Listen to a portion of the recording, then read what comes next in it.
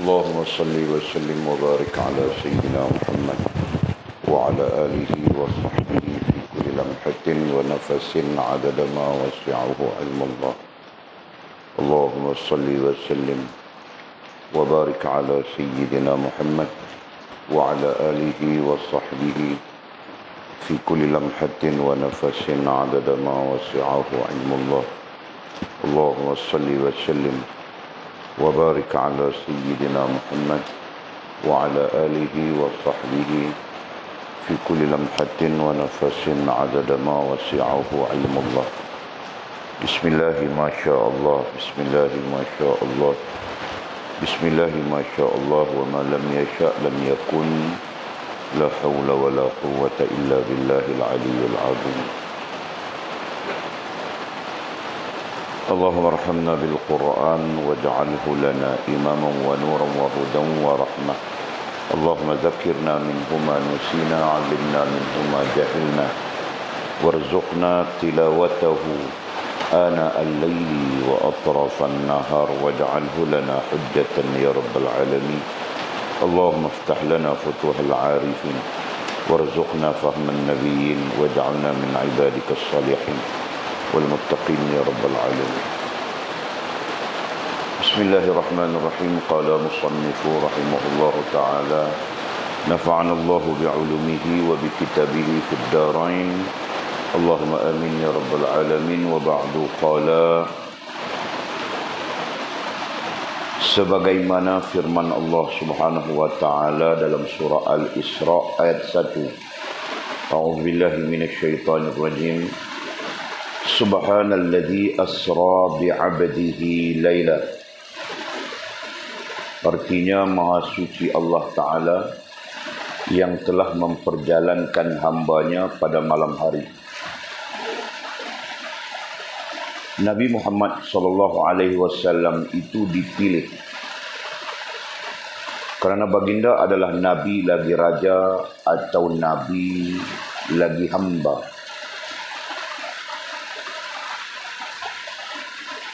Nabi Muhammad SAW dipilih kerana baginda adalah Nabi lagi raja atau Nabi lagi hamba Allah Ta'ala yang terpilih. Sebagaimana firman Allah Subhanahu wa Ta'ala dalam surah Az-Zariyat ayat 56. A'udzubillahi minasyaitonir rajim. Wa ma khalaqtul jinna wal insa illa liya'budun. Artinya, tiadalah aku menjadikan jin dan manusia melainkan supaya mereka menyembahku, yakni berbuat ibadat. Ibadat yang zahir itu untuk seseorang itu menyatakan kepadanya, dan ruhnya itu meninggalkan ikhtiar anda tanpa melawan qadar dan menyerahkan segala hal ehwalnya kepada Tuhan yang qahar, yakni perkasa.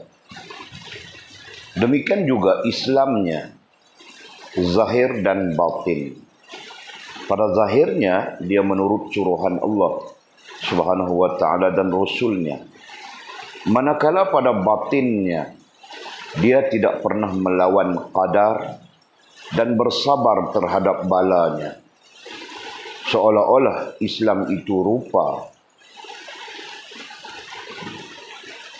dan menyerahkan sekalian pekerjaannya itu ruh. Orang yang sedemikian adalah seorang yang menyerahkan nafsunya kepada Allah Subhanahu wa Ta'ala dan redha kepada qada'nya. Seseorang yang mengaku dirinya Islam dituntut agar menyerahkan dirinya kepada Allah Subhanahu wa Ta'ala Tuhannya. Katakan kepadanya, anda buktikan jika anda adalah orang yang sebenar. Sebagaimana Nabi Allah Ibrahim ketika Tuhan berfirman kepadanya, Islamlah olehmu. Katanya, Islam aku dengan Tuhan Rabbul Alamin. Sewaktu beliau dimasukkan oleh kafir Namrud ke dalam menjanik untuk melontarnya ke dalam api. Malaikat di langit bermohon kepada Allah Subhanahu wa taala dengan berkata, "Wahai Tuhan kami, inilah dia kekasihmu Ibrahim yang ditimpa bala dan engkau sendiri sudah maklum tentangnya." Maka Allah Subhanahu wa taala berfirman, "Pergilah kepadanya wahai Jibril, jika dia meminta bantuan kepadamu, maka engkau tolonglah dia. Jika tidak, aku sendiri yang akan menolongnya. Mentelah lagi dia kekasihku." Lalu Jibril pun datang menemui Nabi Allah Ibrahim alaihissalam dalam keadaan sudah terlontar ke dalam bahang api itu. Kata Sayyidina Jibril alaihissalam kepadanya, "Adakah anda mempunyai apa-apa hajat?" Beliau menjawab, "Aku tidak mempunyai apa-apa hajat kepadamu. Hanya aku berhajat kepada Allah Subhanahu wa taala sahaja, Tuhanku." Kemudian Sayyidina Jibril alaihissalam berkata kepadanya, "Anda meminta dengan Tuhan anda." Maka jawab Nabi Allah Ibrahim, "Dia terkaya. Dia terkaya daripada permintaanku, kerana dia sudah pun mengetahui hal aku." Tegasnya, Nabi Allah Ibrahim tidak meminta pertolongan kepada yang lain selain Allah Subhanahu wa taala. Ini kerana dia telah menyerahkan kepada hukum Allah Subhanahu wa taala. Lantaran dia berasa cukup dan memadai dengan takdir Allah Subhanahu wa taala untuknya.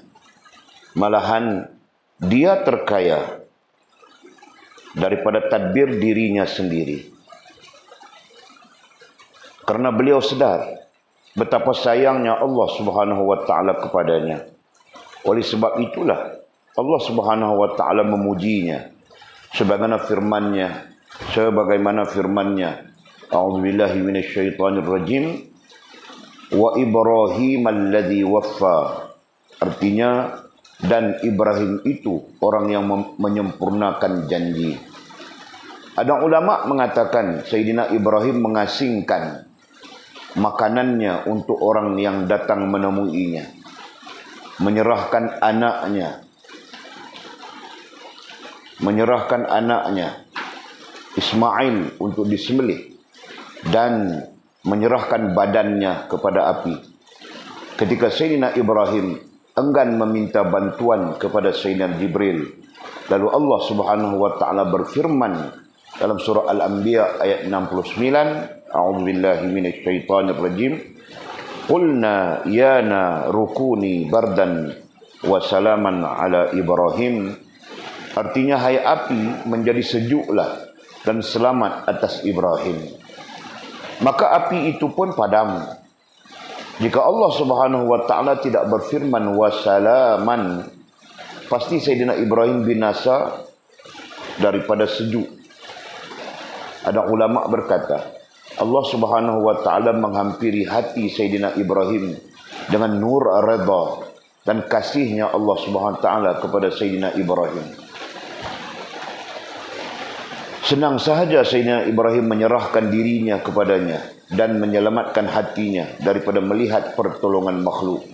Jadi api itu tidak akan menjadi sejuk dan menyelamatkannya kecuali hatinya bertawakal dan menyerahkan dirinya kepada Allah Subhanahu wa taala.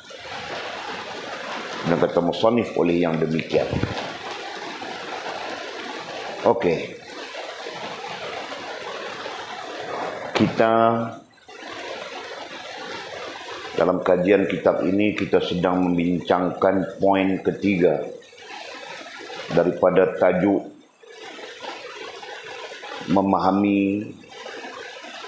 daripada tajuk tentang tragedi bala dan kesusahan akibat takdir. Ya.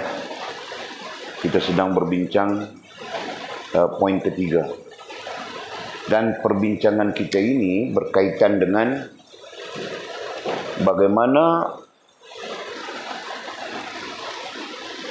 bagaimana kita melihat bala, musibah Apa lagi? Bala, musibah, bencana, ya kan? Dalam satu komponen ini, balakah, musibahkah, bencanakah, sebagai sesuatu yang boleh menghubungkan kita dengan Allah Subhanahu Wa Taala. Kita berbincang dari sudut itu, betul? Kan? Nah, biasanya orang melihat bala, orang melihat musibah, orang melihat bencana sebagai sesuatu yang tidak disukai, gitu kan? Itu yang tidak disukai, dibenci dan sebagainya. Tapi kita melihat, kita diajar oleh musannif rahimahullah ta'ala, Imam Ibn Athaillah Iskandari, melihat bencana itu sebagai bala, musibah atau bencana itu sebagai sebahagian daripada sesuatu yang menghubungkan kita dengan Allah Subhanahu Wa Taala. Kita sedang belajar tentang itu. Ya, kita sedang berbincang tentang itu. Okey. Jadi berdasarkan kepada poin yang ketiga, kita sudah berbincang tentang bala, tentang bencana, tentang musibah yang menimpa anaknya dan istrinya Nabi Nuh alaihissalam. Ini terkait dengan peristiwa banjir besar, ya, sebagai bala, sebagai bencana kepada kaum Nabi Nuh alaihissalam yang mengingkari, ya, ada beberapa perkara, ada beberapa siri kejahatan kaum Nabi Nuh alaihissalam terhadap Nabi Nuh alaihissalam itu sendiri, Nabi dan Rasul yang diutuskan kepada mereka. Okey. Nah, jadi kita tidak sempat membincangkan siri kejahatan itu.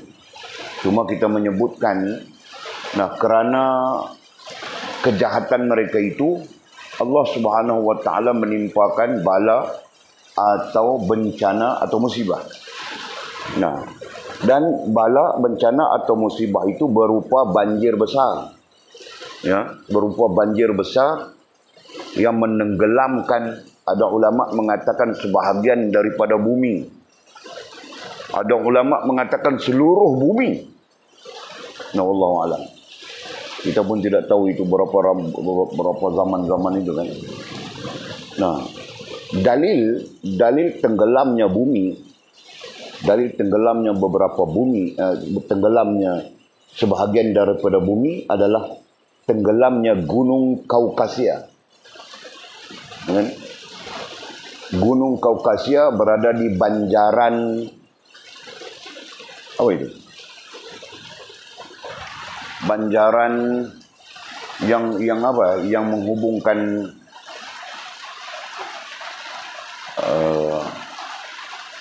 bukan Timur Tengah lagi dia. Dia menghubungkan China, Rusia sampai ke stan itu. Tajikistan, Uzbekistan, apa stan semua sebelah sana, tahu tak? Sampai Turki. Banjaran Kaukasus namanya dalam apa ya? Dalam sebutan dalam map itu. Nah, boleh sebut Kaukasia saja kerana perkataan Arab disebut Kaukasia. Nah, itu banjaran itu, gunung itu. Ada pandangan mengatakan gunung itu lebih tinggi daripada Everest kalau datar, ya, kalau dilihat daripada segi datar, paham tak? Nah, kerana dia sendiri keadaan muka buminya dia meninggi sudah, ya. Turki berada di puncak, di tempat tinggi, naik lagi tinggi keadaannya, tahu tak? Macam kita di Bukit Selambau ini, tinggi, tahu tak? Berbanding tempat lain. Nah, kalau kita katakan bumi kita begini, begitu kan? Nah, di sini laut, ya. Nah, Bukit Selambau di sinilah. Nah, kita berada di sini. Fahamkah? Ini kontur bumi. Namanya? Nah, kalau naik di sini lagi Gunung Jerai sudah. Gunung Jerai. Yang kau duduk di padang kambing itu kau nampak itu Gunung Jerai. Fahamkah? Nah, ini kedudukan. Di sini mungkin di sini Merbuk. Di sini Tanjung Dawai. Nah, enggak. Nah, macam itulah yang boleh sebutkan tadi. Ya. Jadi negara-negara yang duduk di sebelah utara, ya, sebelah apa kita panggil? Dari sini kita panggil utara, ya. Macam Turki, Rusia. Nah, mereka berada di kawasan tinggi, tahu kah? Mereka berada di kawasan tinggi. Mereka berada mungkin di sini. Nah, yang namanya Gunung Everest itu berada di banjaran Himalaya, betul kan? Everest berada di banjaran Himalaya. Nah, dia berada di kawasan rendah. Paham nggak? Nah, itu. Kalau dia berada di kawasan yang tinggi, mungkin dia lebih tinggi. Ya. Jadi sekarang ini Kaukasia ini, ya, lebih kurang kalau begini duduknya ketinggian Himalaya. Nah, Kaukasia lagi tinggi, Pak, kalau dibandingkan. Karena dia memang berada di kawasan tinggi sudah. Coba. Tenggelam Kaukasia itu. Berarti ketika Allah mendatangkan banjir, ya, tenggelam, Pak, ini. Kaukasia ini tenggelam. Nah, airnya sampai begitu. Ini gunung, Pak, ini gunung. Paham nggak? Andaiannya, para ulama mengatakan begitu dalam tafsir. Nah, kalau Kaukasia itu tenggelam, berarti yang lain tenggelam semuanya. Ya. Di Kaukasia itu yang terjumpa kapal Nabi Nuh alaihissalam yang tersadai itu. Allah menyebut tentang Allah mendaratkan kapal itu di satu bukit namanya Judi. Kan? Nah, tersebut di dalam Al-Quran ini. Allah mendaratkan kapal Nabi Nuh itu di satu bukit yang namanya Judi. Bukit Judi itu berada di Kaukasia. Kaukasus, apa tadi? Betul kan? Paham nggak? Nah, bayangkan Kaukasia itu tenggelam. Maka kerana itulah ulama tafsir cenderung mengatakan bahawa Allah menenggelamkan sebahagian daripada bumi, sementara yang lain mengatakan Allah menenggelamkan seluruh bumi. Nah, mati habis semuanya, tahu tak? Okey, itu tentang itu. Jadi anak Nabi Nuh alaihissalam beserta istrinya. Ada pendapat mengatakan anak Nabi Nuh alaihissalam cuma satu. Yang lain mengatakan, ada yang mengatakan 3. Majoriti mengatakan 1 saja. Anak Nabi Nuh alaihissalam. Nah, begitu. Okey. Jadi anaknya Nabi Nuh beserta istrinya mengingkari ajakan seruan baginda Nabi Allah Nuh alaihissalam. Kan? Nah, kerana itu ini terkait dengan hal banjir ini saja. Nah, adapun kita sebut sudah di awal tadi ada banyak hal-hal, ada banyak kejahatan yang dilakukan oleh umatnya Nabi Nuh alaihissalam yang menyebabkan Allah Subhanahu wa taala murka kepada mereka dengan Allah mendatangkan bala, bencana atau musibah itu tadi. Nah, okey.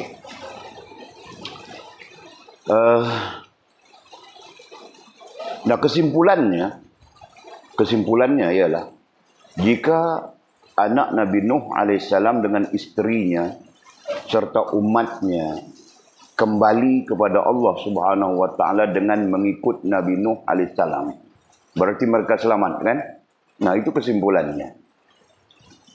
Faham tak?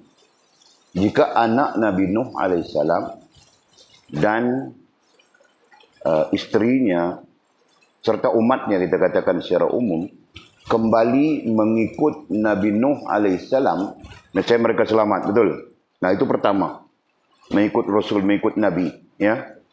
Nah, yang kedua, jika anak Nabi Nuh dan istrinya serta umatnya ketika itu tidak pakai logik, akal semata, faham tak?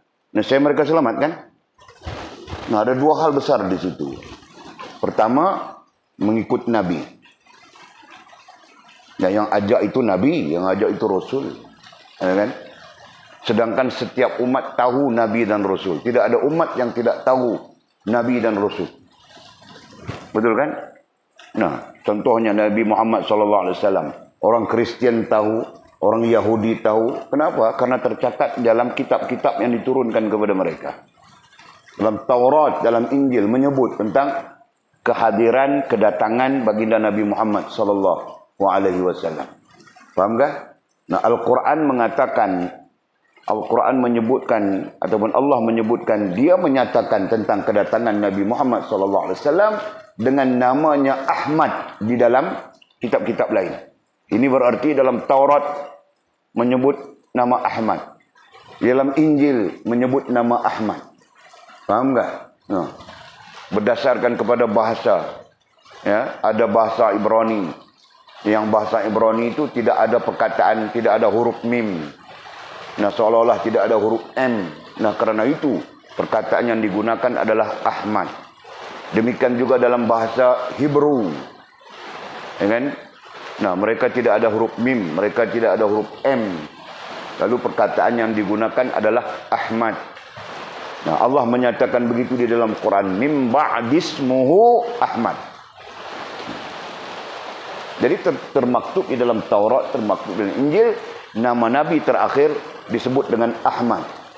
Nah, mereka memutarbalikkan maklumat. Nah, mereka mengatakan mereka menunggu Ahmad, bukan menunggu Muhammad. Faham tak? Nah, itu. Okey. Jadi dua hal penting daripada peristiwa tersebut. Pertama, mereka menolak Nabi, menolak ajakan Nabi dan Rasul. Maka ingatlah kita, ya.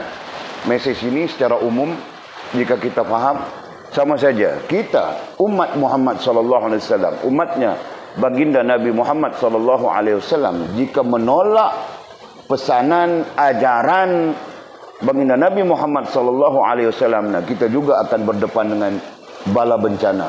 Kita juga akan berdepan dengan musibah yang membinasakan. Ya, itu satu. Yang kedua, kita sebut sudah tadi,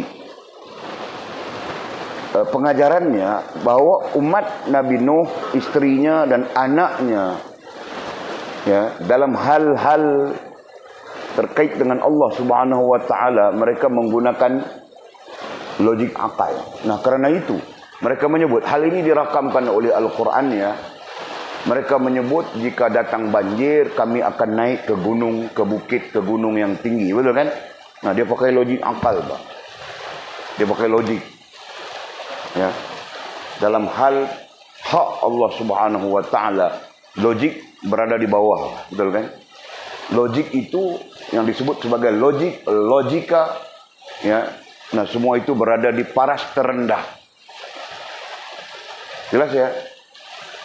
Nah, siapapun kita, kadang-kadang manusia ini dia profesor, aku profesor, Pak. Yang lain dia begini, dia begitu. Nah, sombong saja.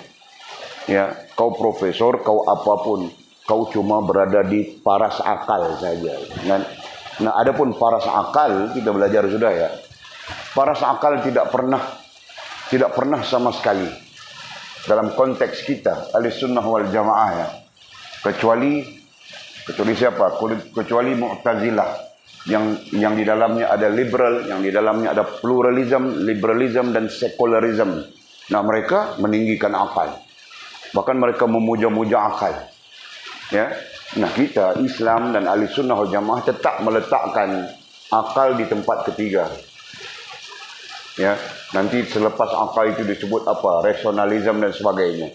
Nomor 2 dipanggil sunnah. Dan nomor 1 dipanggil Quran. Nah, ini sisi pandang ini. Ada sisi pandang lain. Nah, 1 dan 2 saja disebut wahyu. Ya, yang kedua disebut akal. Nah, ini sisi pandang. Adapun wahyu, ini disebut wahyu. Ya. Karena apa yang sunnah itu juga wahyu. Sunnah dikaitkan dengan wahyu. Kenapa? Nah, ada nasnya, ya. Wa ma yantiqu 'anil hawa in huwa illa wahyu yuha. Nabi bersabda, aku tidak bercakap, berbuat apapun, ya, berdasarkan kepada hawa nafsu. Sebaliknya, aku bercakap, berbuat apapun berdasarkan kepada wahyu. Nah, kerana itu sunnah juga dikaitkan dengan wahyu. Faham tak? Nah, ini satu sisi pandang, ini satu sisi pandang. Nah, kedua-duanya terpakai di dalam Ahlussunnah wal Jamaah.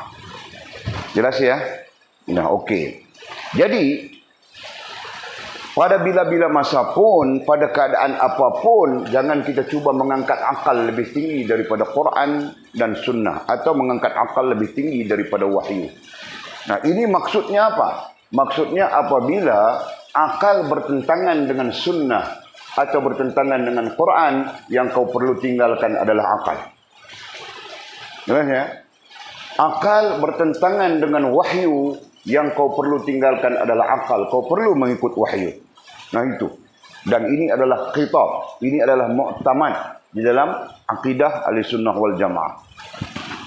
Dan nanti mana tahu akan datang timbulnya Imam Mahdi di Sabah. Bilang dia, aku Imam Mahdi. Nah, sedangkan Imam Mahdi itu berdasarkan kepada nas ya, berdasarkan kepada wahyu.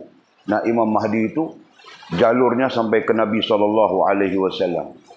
Ya, yang pasti Imam Mahdi itu jalurnya adalah jalur keturunannya, bapaknya adalah Arab, ibunya adalah Arab. Faham tak? Yang jalur Melayu ini tidak langkut langsung. Faham tak? Tiba-tiba dia bilang dia Imam Mahdi. Dari mana? Dari Tambunan. Jalan ke Menggatal. Itu kan? Misalnya, contohnya. Nah, itu jadi kita sekalipun dia mempunyai kehebatan apa, misalnya kan? Nah, dia boleh menggaibkan orang, boleh apa. Manusia gaib orang dia tidak heran, bah. Dia boleh tarik, dia boleh timbul duit di depan mata. Itu baru manusia akan heran. Nanti ramai saja yang mengikutnya, betul kan? Karena manusia ini dia suka takjub dengan sesuatu yang pelik. Nah, pelik itu nanti dianggap sebagai satu kelebihan. Sedangkan kita, pelik itu bukan kelebihan, bah. Pelik itu boleh jadi sihir saja. Betul kan? Pelik itu boleh jadi sya'wazah. Nah, itu pelik. Kepelikan itu boleh jadi sihir, boleh jadi sya'wazah. Yang sya'wazah itu hakikatnya sihir juga, bah. Sya'wazah itu sama ada lebih tinggi daripada sihir atau lebih rendah daripada sihir. Nah, orang pelik saja tengok, oh, padahal itu sihir. Padahal itu sya'wazah, paham tak? Tapi kerana akalnya rendah, nah, mereka melihat kepelikan itu sebagai sesuatu yang hebat. Paham tak? Nah, jadi ada yang mengikutnya, mengaku-ngaku, ya inilah Imam Mahdi kita. Di Indonesia ada sudah itu. Baru ini kena tangkap seorang. Di Sumatera Utara kena tangkap seorang. Ini terbaru. Mengaku dia Imam Mahdi. Mengatakan terbatal sudah agama yang dibawa oleh Muhammad. Agama yang dibawa oleh Muhammad terbatal bilangnya. Agama yang betul berada dengan dia sekarang. Nah, rambutnya pun ada orange sikit. Ada brown color rambutnya. Nah, ini semua dajjal-dajjal yang bermunculan tu kan. Okey. Jadi apa kita sebutkan tadi? Kita sebut tentang tidak boleh menggunakan akal dalam hal-hal yang bersabit dengan Allah Subhanahu wa taala dan Rasul. Bukan tidak boleh, perkataan tidak boleh itu tidak bagus, tidak benar. Apa kita mau sebut? Dalam hal-hal berkait Allah Subhanahu wa taala dan Rasul, para ulama menggunakan istilah lain. Dalam hal-hal terkait hak Allah Subhanahu wa taala dan Rasul, para ulama menggunakan istilah itu. Nanti menuntut kita mengkaji apa maksud hak Allah, apa maksud hak Rasul. Ya, kita kaji. Ya, jadi kita pakai. Para ulama menggunakan istilah dalam hal-hal hak Allah Subhanahu wa taala dan Rasul. Ya, sama sekali kita tidak boleh meninggikan akal melebihinya. Nah, sama sekali. Jadi dalam keadaan apapun boleh menyebabkan kita kufur kepada Allah Subhanahu wa taala. Jelas ya? Nah. Orang sains selalu dia meninggikan akal, tahu kan? Orang sains. Nah, kau mau pikir macam mana sekarang tentang banjir yang didatangkan oleh Allah SWT sampai menenggelamkan Kaukasia? Kau pikir macam mana? Itu contoh, kan? Nah, ada lagi. Nabi duduk di Madinah saja, dia membelah bulan di langit. Kau mau pikir macam mana? Sains telah menemui, memang betul apa? Bulan pernah terbelah. Berdasarkan kepada kajian apa, dipanggil apa? Teropong itu kan. Astronomi ya. Nah, mereka mereka melihat, mampu melihat berapa ribu kali walaupun tidak tahu, mereka ternampak memang ada bulan pernah terbelah. Selain daripada penceritaan tentang pergi ke bulan, berada di bulan, bermain di bulan dan sebagainya. Nah, itu pun satu hal yang kalang kabut juga bagi kita fikirkan. Bilakah beberapa tahun yang lalu keluar berjalan di Utah saja. Di Amerika itu ada tempat namanya Utah. Nah, mereka membuat penggambaran berjalan di bulan di situ. Rekaman itu tersebar. Kemudian CIA, agen CIA tangkap dan membunuh orang yang menyebarkan rekaman itu. Jadi betul berjalan pelan. Rupanya kamera saja. Trick kamera. Wallahualam. Kita tidak campur urusan itu. Kau campur kah? Mau campur kah? Aku tidak mau campur. Kau mau campur, kau campur. Ya? Faham kah? Jadi mau pikir macam mana hal-hal sebegitu. Kan? Jadi semuanya kita serahkan kepada Allah SWT. Betul? Kan? Allah SWT berkuasa. Dia berhak melakukan apapun. Betul kan? Nah, ketika umat Nabi Nuh, anaknya, istrinya Nabi Nuh menggunakan akal. Nah, ketika itu dia bertemu dengan kebinasaan, betul? Nah, mereka binasa apa? Mereka pikir jika datang banjir seperti mana kata Nabi Nuh alaihissalam, mereka akan naik ke bukit, naik ke gunung. Tidak mungkin banjir itu sampai ke gunung menurut akal mereka. Nah, rupa-rupanya banjir yang Allah datangkan itu menenggelamkan Kaukasia itu. Menenggelamkan gunung itu. Faham kah? Nah, jadi di situ mesejnya tidak semua perkara munasabah ya, tidak semua perkara boleh bergantung dengan kemunasabahan akal. Nah, apabila kita dalam keadaan kita bergantung dengan kemunasabahan akal, nah kita pun nanti akan berlaku kebinasaan. Faham kah? Faham ini? Jelas ya? Okey. Nah, itu terkait ya, itu hal-hal yang terkait dengan Nabi Allah Nuh alaihissalam berserta anak dan isterinya. Jadi, pengajaran yang kita kutip daripada sana, kata musannif, antaranya apabila kamu ditimpa ombak qadar dan qada Allah SWT, janganlah kembali ke gunung akal, katanya. Ya? Jika kita berdepan dengan qada dan qadar, nah kemudian kita sebut musibah, bala, bencana, musibah. Nah, jangan kita pakai akal. Jangan kita kembali kepada gunung akal. Nah, itu maksudnya. Ya. Sebaliknya, apa yang kita perlu buat? Berpeganglah kamu dengan Allah SWT dan bertawakal kepadanya. Ada 3 hal yang keluar daripada pengajaran, yang keluar daripada kisahnya anak baginda Nabi Nuh alaihissalam. Ya. Anak dan isteri baginda Nabi Nuh alaihissalam. Nah, jadi kita notakan dengan nombor di sana kan. Nombor 1, ketika berdepan dengan musibah, bala, bencana, jangan kita bergantung kepada kekuatan akal kita. Nah, itu nombor 1. Dan itulah yang sedang terjadi kepada umat manusia sekarang. Jadi bergantung dengan kekuatan akal, padahal akal itu lemah. Akhirnya diterjun jambatan Pulau Pinang. 2 minggu lepas ke 2 minggu lepas ke ada seorang anti terjun di jambatan Pulau Pinang. Anti berbangsa Cina. Sebelum anti berbangsa Cina, ada seorang perempuan Melayu. Taraf-taraf makcik-makcik juga terjun jambatan Pulau Pinang. Nah, yang itu hilang terus. Yang anti ini sempat diselamatkan. Dia terjun, ada orang sudah di bawah. Nah, orang selamat, orang tangkap, dia selamatkan. Nah, sebelum itu budak PhD. Sebelum budak PhD, pensyarah universiti. Pensyarah universiti pun terjun jambatan Pulau Pinang, kau tahu tak? Nah, itu belum lagi pensyarah universiti hisap ais, hisap syabu. Nah, aku kasih tahu kamu orang. Padahal pensyarah itu level akalnya tinggi sudah kan? Nah, dia pun hisap syabu. Kena tangkap, 2 orang pensyarah kena tangkap USM, hisap sabu. Nah, kalau pensyarah hisap sabu, nanti anak muridnya berjabu juga, betul kah? level tinggi. Dari sudut level akal, betul kan? Nah, jika level akalnya tidak tinggi, dia tidak mampu jadi pencerama. Kan? Tapi rosak. Kenapa? Karena mereka kembali, nah istilah di sini ya, istilah kitab kita ya, teks kita, karena mereka kembali ke gunung akal. Kan? Nah, kembali bergantung kepada akal, kekuatan akal dan sebagainya.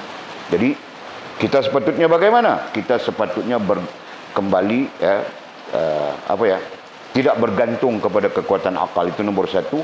Yang keduanya berpegang teguh dengan Allah Subhanahu wa taala. Nah, berpegang teguh itulah yang kita bincangkan dalam ilmu tauhid. Ya. Berpegang teguh dengan Allah Subhanahu wa taala. Kaedahnya, metodnya dalam ilmu tauhidnya. Dan yang ketiganya, kita bertawakal kepadanya. Bertawakal kepada Allah SWT. Orang yang bertawakal kepada Allah tidak mungkin terjun jambatan Pulau Pinang mau bunuh diri, kan? Orang yang bertawakal kepada Allah SWT tidak mungkin melakukan sesuatu yang menyalahi tabiat atau fitrah manusia itu sendiri sebenarnya. Jadi yang melakukan kesalahan-kesalahan, yang melakukan kesilapan-kesilapan itu siapa? Nah, orang yang sebenarnya mengikut akal, tidak berpegang dengan Allah dan tidak bertawakal. Nah, itu saja. Jelas sudah, oke.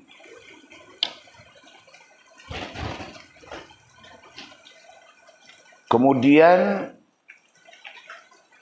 kita didatangkan dengan firman Allah Subhanahu wa taala yang kita bacakan tadi, surah Al-Isra ayat 1. Subhanalladzi asra bi 'abdihi lailan minal masjidil harami ilal masjidil aqsa alladzi barakna haulahu linuriyahu min ayatina innahu was-sami'ul. Nah, terus ayatnya.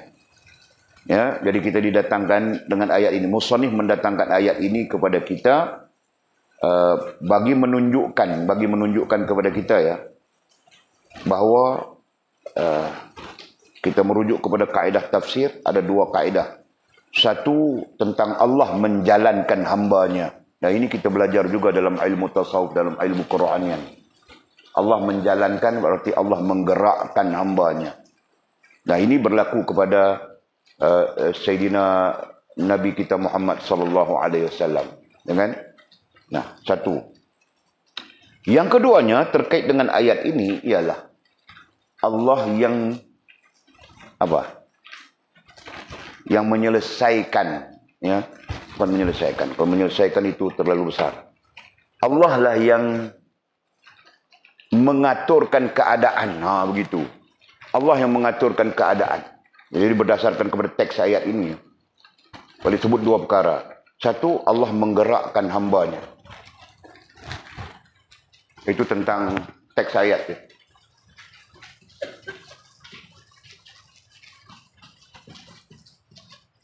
Satu yang perlu dilihat ialah Allah menggerakkan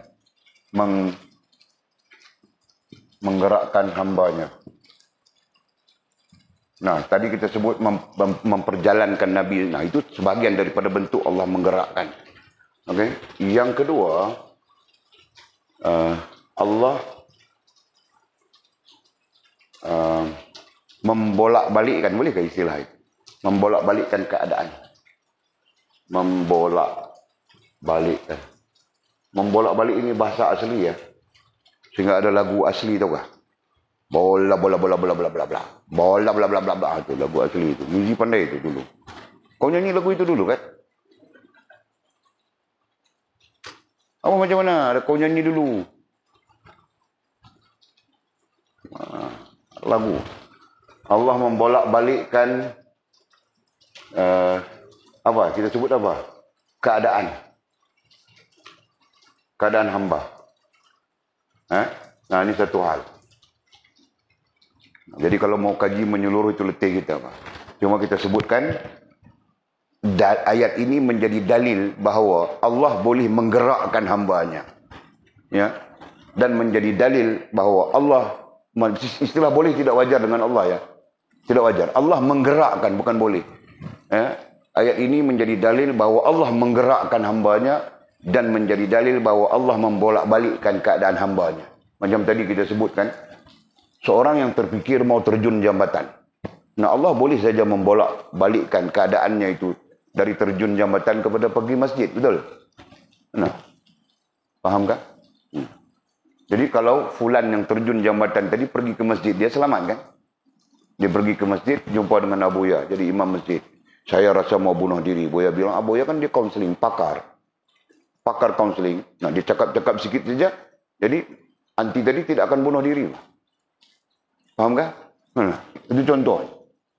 Masjid itu adalah gambaran. Masjid itu adalah apa ya? Masjid itu adalah gambaran kepada hubungan dengan Allah Subhanahu wa taala. Paham tak? Masjid itu adalah gambaran orang yang merujuk kepada berpegang dengan Allah dan bertawakal. Paham tak? Nah itu. Nah dia silap, dia terus pergi jambatan, terjun saja. Dalam bagnya ada 18.000. Orang semasa nelayan itu tangkap dia, tahu tak? Nah dia terjun saja, nelayan terus terjun ambil dia, tahu tak? Dalam bagnya ada 18.000. Dalam bagnya, dia mau bawa mati. Orang tanya kenapa terjun jambatan bawa duit banyak-banyak. Dia bilang mau bawa pakai itu duit cash mah 18.000.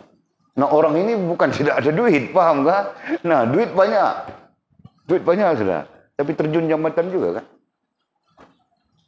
Nah inilah manusia, paham kan? Okey, jadi balik kita kepada ayat Subhanallazi asra bi'abdihi lailan. Ayat ini gambaran dia, Walid sebut gambaran tadi, Allah menggerakkan hambanya. Nah, perkataan abdihi, walaupun ayat ini dirujukkan kepada baginda Nabi Muhammad sallallahu alaihi wasallam, ya, tetapi dalam konteks ayat Al-Quran itu adalah liulil ummah. Ya, konteks ayat Al-Quran itu adalah untuk umatnya Nabi Muhammad sallallahu alaihi wasallam. Dan kita juga umat Nabi sallallahu alaihi wasallam, kita sebagai umat Nabi Muhammad sallallahu juga merupakan hamba-hamba Allah SWT, betul kan? Nah, maksudnya adalah Allah menggerakkan, boleh itu satu hal. Allah menggerakkan hambanya. Nah, itu perlu difahami. Nah, kalau Walid mengatakan Allah menggerakkan Walid untuk mengajar malam ini. Nah, apa pandangan kamu orang? Boleh faham tak? Boleh faham tak? Kenapa? Karena tadi Walid fikir tidak mau mengajar saja. Alasannya hujan lebat. Nah, boleh cakap apa dengan Buya tadi? Hujan lebat ni mau mengajar macam mana? Dia bilang tu payung ada 2. Kan tu itu. Faham tak?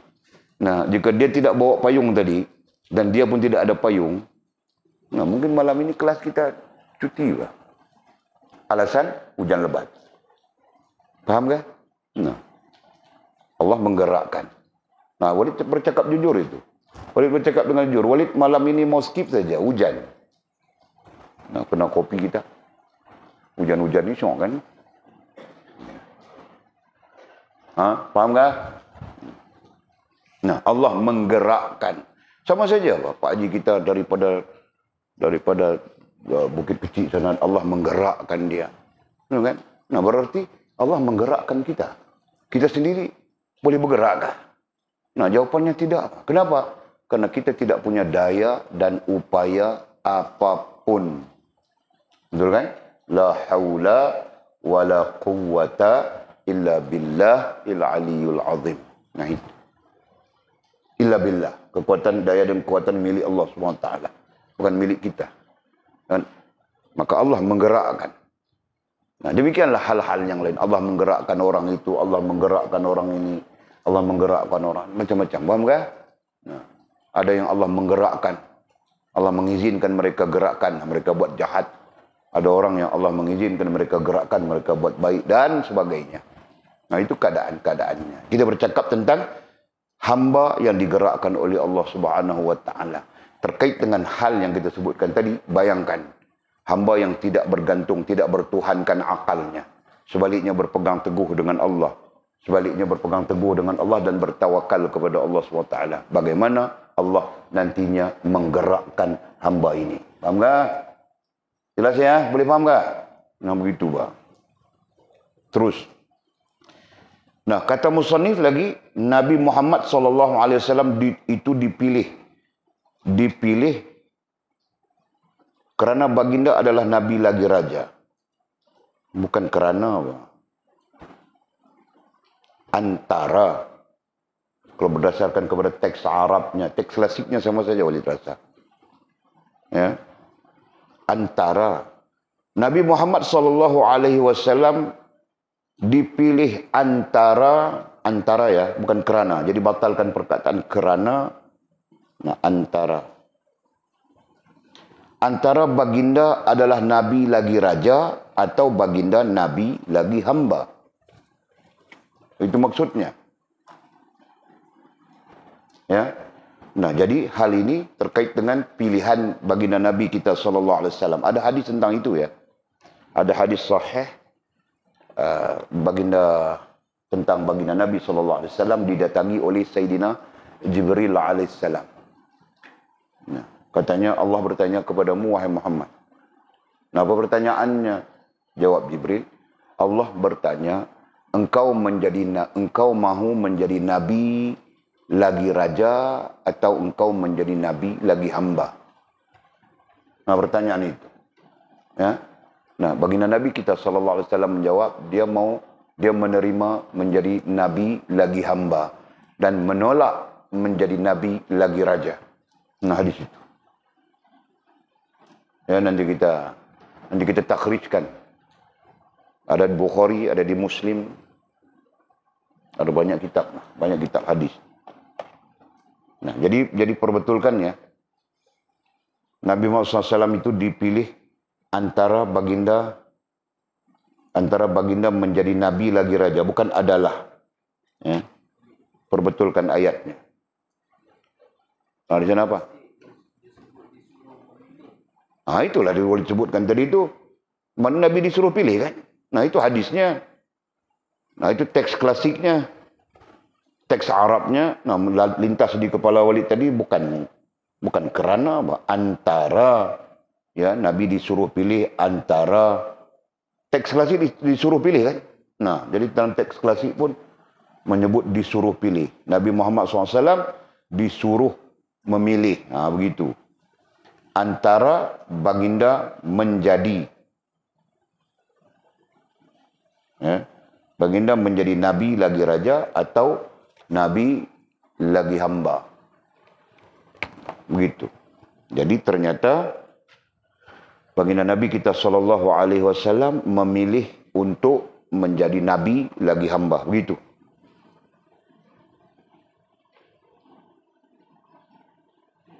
Betul kan? Okey. Dan kemudiannya Allah Subhanahu wa taala memilih. Dibilang di sini Allah taala yang terpilih. Apa ayatnya? Inilah translator ini. Boleh dengar translator ini pun PhD juga dia.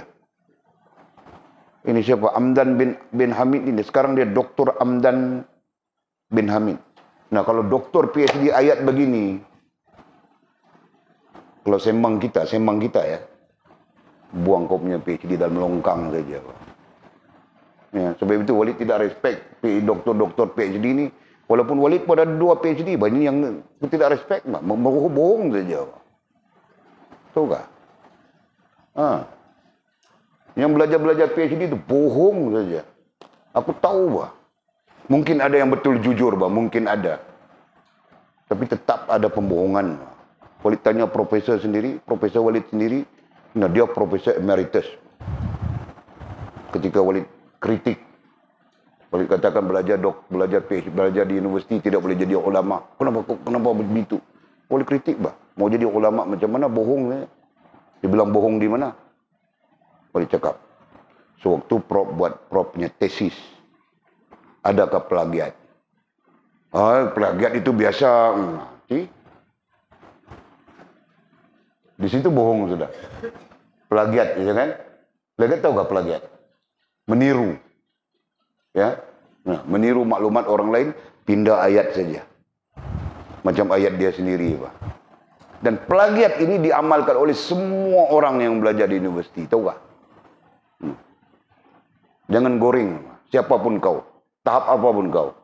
Degree kah, master kah, PhD kah, apakah, kau bohong. Nah, Walid tahu baik. Walid sendiri melalui 2 sistem, tahu saja.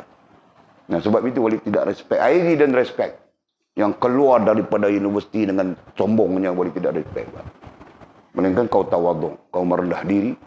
Kan? Nah, itu okey. Kita terima. Nah, Profesor Walid pun akhirnya dia mengakui betul. Betul. Walid tunjuk kepada dia. Nah, Walid pun sama saja. Aku pun bohong juga, Pak. Abu Ya pun bohong juga, Pak, kami. Itu belajar universiti. Nah, dia pun dapat master. Dunia saja kan, Buya kan? Nah, dunia saja, Pak. Kami tidak melihat itu sebagai sesuatu yang manfaatnya sampai akhirat. Manfaatnya, kalaupun manfaatnya sampai akhirat, itu tentang ilmu. Tentang maklumat, tentang itu. Kita boleh nanti menggunakan dia, tukar begitu kepada Islam. Apalagi kami belajar pun cerita tentang psikologi orang putih saja, psikologi barat saja.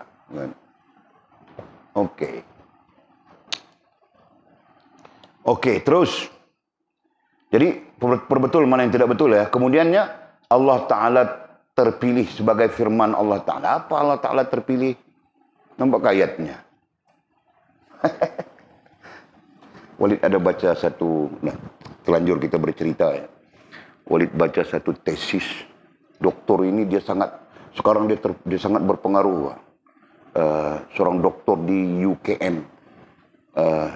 Dia daripada UKM, kemudian sekarang dia jadi pensyarah di UM. Dia sangat-sangat pengaruh. Walid baca dia punya tesis. Disertasi Walid tengok, tesis pun Walid tengok. Sebagai, Walid mau bagi komen kan. Dalam tesis Walid, jadi Walid pun tengok. Nah, lintang pukang dia punya tesis. Tahukah? Mau cerita macam mana dengan kamu orang ya? Kamu orang bukan level itu. Nah, Buya mungkin boleh faham Pak Haji Nafiah kita mungkin boleh faham yang lain. Tapi itulah dia dapat PhD dengan tesis itu. Dan tesis itu, dengan tesis itu, dia menjawat jawatan besar di UKM. Walid tidak mau sebut namanya. Tapi tesisnya Walid baca, Masya Allah. Penyeliannya adalah Profesor Dr. Muhammad Rofa. Nah, sebab itu Walid tidak boleh, dalam dunia akademik Walid tidak boleh pergi jauh, tahu kan? Dalam dunia ini. Walid akan kritik habis semua ini. Jadi orang akan tembak Walid. Dia orang upah siam tembak Walid kasih mati. Peluru RM2 saja, tahukah? Sebiji. Jadi itu Walid tidak boleh. Walid baca saja tesis, tengok, oh ni apa kau cerita ni, kau cakap tentang apa? Bertentangan saja. Itu. Sekarang jawatan besar dia. Nama dia selalu saja keluar. Oh, orang itu. Dahsyat. Tesis pun Masya Allah. Bohong saja. Nah, itu boleh cerita tentang bohong tadi ya. Okey. Nah, jadi balik kita. Nabi SAW diberi pilihan antara Nabi lagi raja atau Nabi lagi hamba. Dan Nabi kita memilih, Nabi kita Muhammad SAW, baginda Nabi memilih untuk menjadi Nabi lagi hamba. Nah, jadi pengajaran di sana adalah apabila Nabi memilih Nabi lagi hamba, ya, maka Allah Subhanahu Wa Taala menetapkan. Jadi kita mau pindah macam mana ayat itu?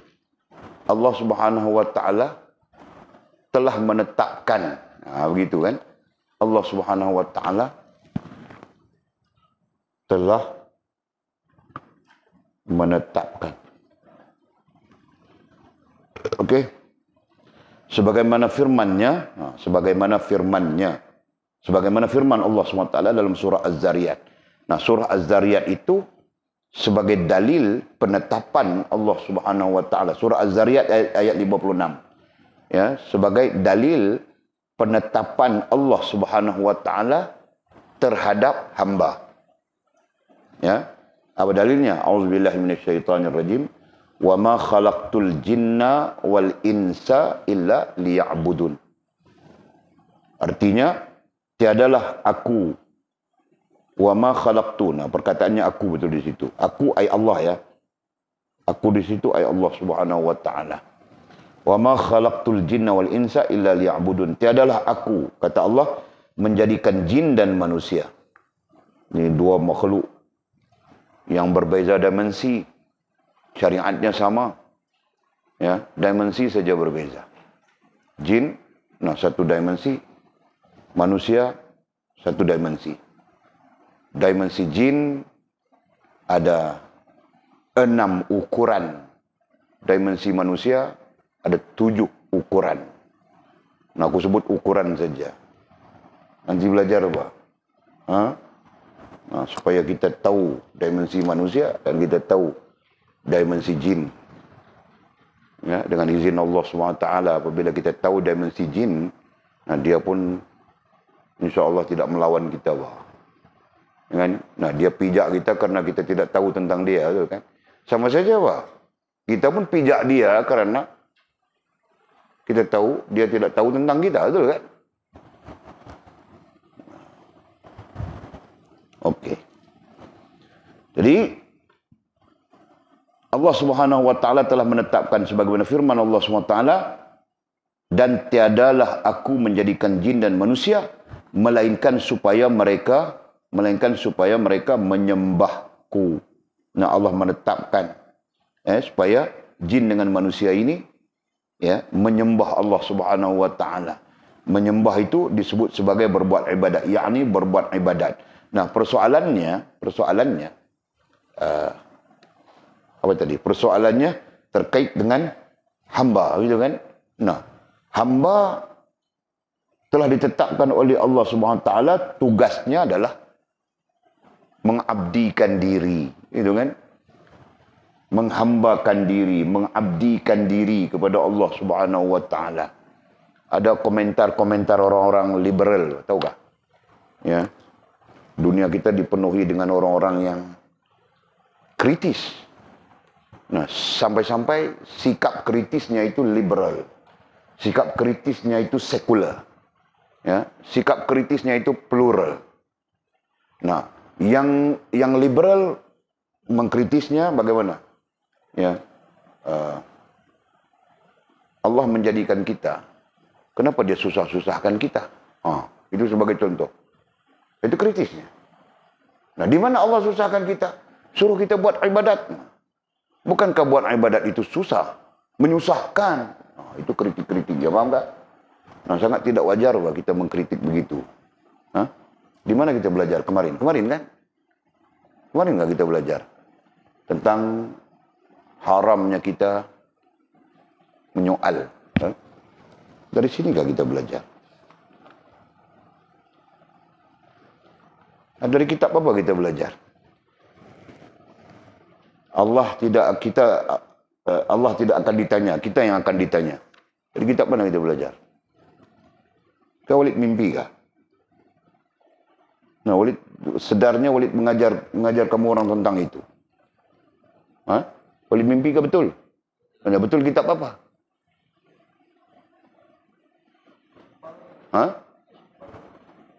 Mau tidak mau kod-kod, bah. Mesti ada kitabnya. Aku mengajar Fathur Rabbani kan? Nah, itu, bah. Aduh, kod-kod saja si Mizi ini. Mana boleh main kod-kod, bah. Fathur Rabbani.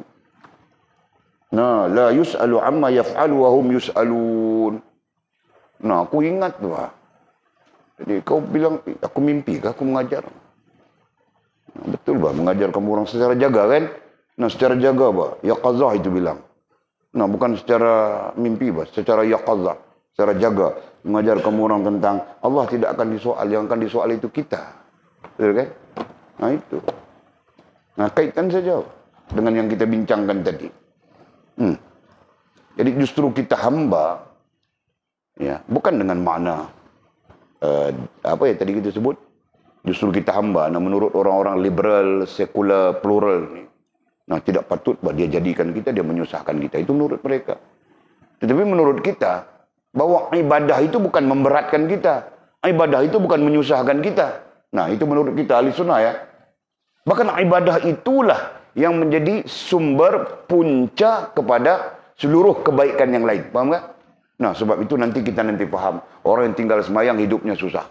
Payah begitu, payah begini. Orang yang menjaga salat, menjaga sembahyang, nah hidupnya dibantu, dipermudahkan oleh Allah SWT begitu ini. Faham tak? Nah, itu. Nah, itu faktornya, paham tak? Nah, kasih jelas ya, supaya kamu orang tidak terlibat dengan liberal. Liberal ini datang kalau dalam dunia ilmunya datang daripada universiti-universiti. Tahu tak? Nah, yang belajar-belajar, yang keluar-keluar daripada universiti itulah. Jadi liberal lah, jadi plural lah, jadi sekular lah. Kebanyakan sekular saja. Wah.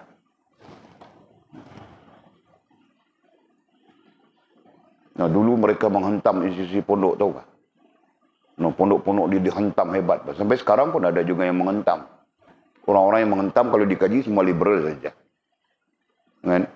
Nah, kerajaan yang sebelum ini, sebelum kerajaan yang pilihan raya ini, nah ada satu kerajaan 22 bulan dipanggil kerajaan apa? Pakatan Harapan. Namanya, nama kerajaannya. Kan? Jadi Pakatan Harapan itu terdiri daripada Parti Keadilan. Presidennya adalah Datuk Seri Anwar Ibrahim. PAN, Parti Amanah Negara namanya. Parti Amanah itu kan. Nah, presidennya siapa? Mak Sabu. Muhammad Mak Sabu. Kemudian lagi siapa? DAP. DAP. Parti Chinese itu. Parti Cina. Sekarang dia buka kepada Melayu sudah. Presidennya Lim Kit Siang. Lim Kit Siang. Ini antara parti-parti yang pernah memerintah negara 22 bulan.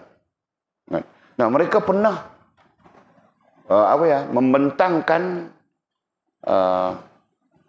membentangkan dalam parlimen, dibentangkan dalam parlimen untuk mengharamkan sekolah tahfiz dan institusi pondok.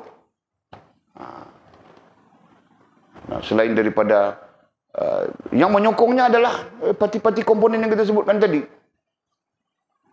Nampakkah? Ini contoh. Kenapa? Karena mereka melihat bahawa institusi pondok tumbuh lagi baru dengan nama tahfiz dan sebagainya. Nah, mereka melihat ini adalah institusi-institusi yang boleh berpegang teguh dengan prinsip Islam. Kan? Nah, universiti mereka tidak heran. College mereka tidak heran. Kenapa? Ya, karena keluar-keluar sekular sudah. Tahu tak? Keluar-keluar otak jadi sekular sudah. Mula meninggalkan akal sudah. Tahu tak? Paling tidak keluar-keluar dia liberal sikit. Dia plural sikit. Nah, tapi kebanyakan sekular saja. Persekitaran sekular. Ya, dasar pendidikan sekular. Nah, tarbiyahnya pun sekular. Si pentarbiyahnya pun sekular juga. Boleh pernah dicerita oleh seorang student. Ini student universiti dicerita. Pensyarahnya meraba dia, dia perempuan. Kenapa kau tidak report? Tidak jalan, report tidak jalan. Betul, Pak. Report tidak jalan universiti kerana dia menjaga kan. Dia menjaga dia punya reputasi. Nah, kau report apa pun jam di situ. Yang salah tetap student. Nah, kalau Indonesia, sebab itu Indonesia dia, apa dia panggil? Demonstrasi. Nah, di Indonesia, walik belajar, demonstrasi tidak berhenti, Pak. Selang 1 bulan, 2 bulan, demonstrasi. Selang 1 bulan, 2 bulan, demonstrasi student. Nah, dia begitu. Nah, pensyarahnya tidak berani, Pak, membuat lebih kurang. Kan, ikut betul-betul disiplinnya. Nah, kita di Malaysia ini, tahu, Pak. Sebab itu jangan pelik ada pelajar yang melacurkan diri. Ya, jangan pelik, Pak. Ini isu besar dalam sistem pendidikan negara kita, tahukah? Dan begitulah sejarah. Sejarah pun mencatatkan begitu. Institusi yang mampu mempertahankan prinsip dan sebagainya adalah institusi pondok. Ya, sampai sekarang tahfiz, institusi baru dalam konteks kita sekarang dipanggil tahfiz. Nah, inilah institusi yang mampu mempertahankan. Nah, lain-lain institusi semua rusak habis semua. Itu belum cerita UAE. UAE adalah satu institusi yang paling buruk sekarang, Pak. Tahukah? Dulu UAE begitu begini. Sekarang lahir Syiah daripada UAE. Ya. Jadi ada perhimpunan Syiah tahun lepas punya perhimpunan. 60% adalah pelajar UAE. 60%. Semua di soal siasat itu. Semua pelajar UAE. Jadi bayangkan, Pak. Dia pelajar UAE, keluarnya nanti mengajar di orang mengajar di sekolah, mengajar itu, apakah dia tidak akan mengajar orang supaya menjadi Syiah? Sama saja kan? Nah, dia akan mengajar orang menjadi Syiah. Yang anak darah menjangkau kemurahan, dia mengajar supaya mut'ah. Nah, dibilang mut'ah itu adalah sesuatu yang sangat suci. Sampai apa? Mut'ah itu adalah sesuatu yang sangat suci. Anak yang terlahir daripada mut'ah itu sama sucinya dengan baginda Nabi Muhammad SAW. Nah, itu doktrinnya Syiah, tahukah? Nah, ada semua, Walid ada semua laporan-laporan dia orang. Adalah bukan semua. Ada juga ada laporan-laporan dia orang soal siasat. Nah, itu doktrin yang masuk di dalam kepala mereka-mereka yang belajar di UAE sana. Rusak habis semua. Nah, jadi sebab itulah. Kalau kamu orang tanya, kenapa Walid begitu begini? Nah, Walid berpegang dengan kaedahnya nampak klasik, tapi klasik itu lebih baik. Nah, itu. Daripada kaedah yang moden, sampai-sampai merapu-rapu gitu kan. Biarlah kaedah itu klasik, biarlah kaedah itu lama, tapi dia tetap, orang bilang apa, berprinsip, gitu kan. Daripada kaedah baru yang canggih, nah prinsip tiada sudah. Mau jadi guru kena bohong dulu. Kan? Mau jadi guru, mau jadi lecturer, pensyarah, begitu-begitu, kena bohong dulu. Nah, Walid berani cek tesis siapapun. Dan Walid boleh tunjuk di mana bohongnya. Tahu kah? Itu ada orang cabar-cabar Walid. Mana Ustaz tahu? Nah, kau datangkan tesis kau. Aku mau tunjuk kau bohong di mana. Nah, sampai sekarang tidak bawa tesis dia. Nah, kepala Walid cukup mahir. Kritik, Walid belajar daripada Indonesia, tahu kah? Itu tentang kritik ini Walid belajar daripada Indonesia. Nah, jadi sebab itu Profesor Walid pun dia cukup takut dengan Walid punya kritik. Kritik saja rusak semua habis.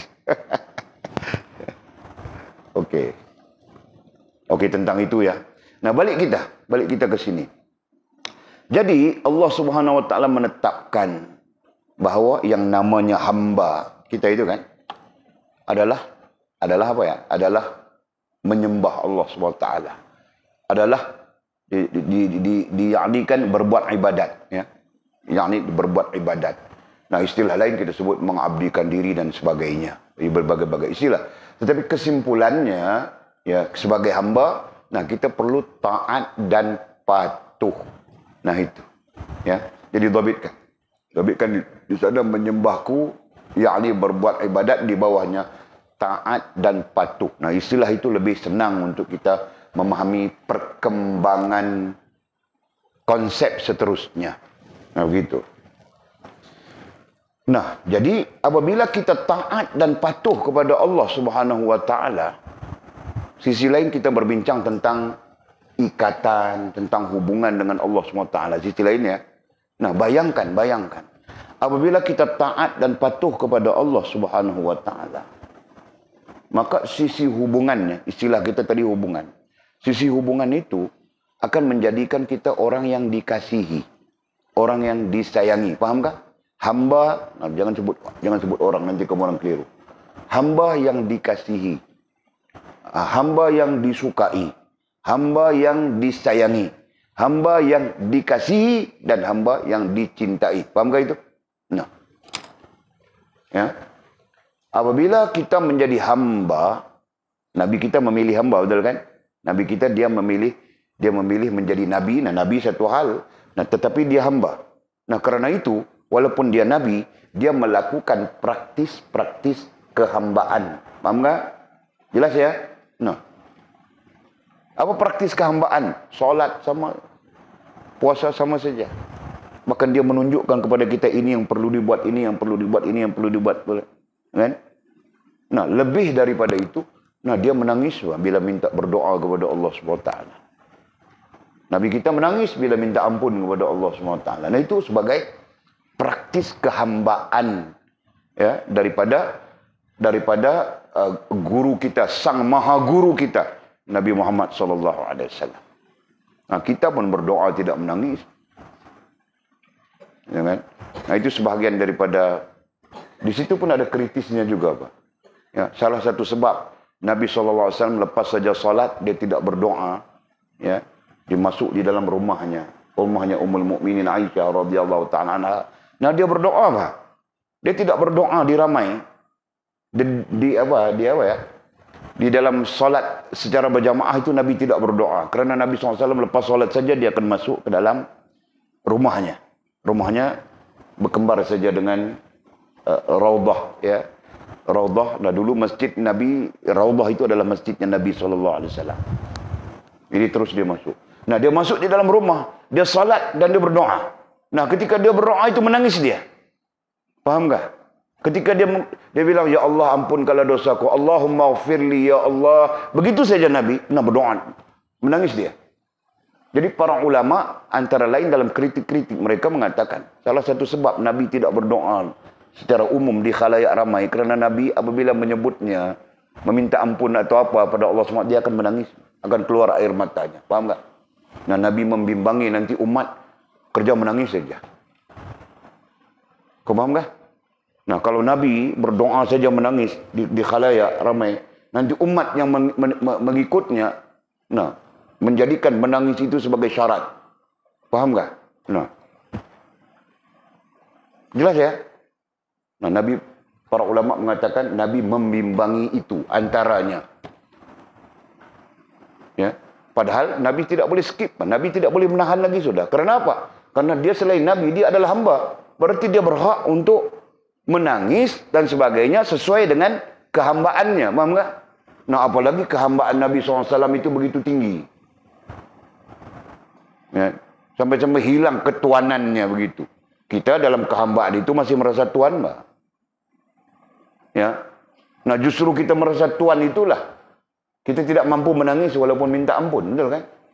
Kita tidak mampu menangis walaupun menyatakan dosa kita. Ya Allah, aku ni hamba-Mu yang berdosa. Nah, menyatakan dosa saja pun seperti Tuhan juga, Pak. Faham tak? Nah, Nabi tidak begitu, Pak. Ketika dia menyatakan hamba, lagi-lagi dia merasakan rendahnya dia di sisi Allah SWT. Nah, itulah hakikat kehambaan. Kita akan bincang di bawah ya. Ada kan?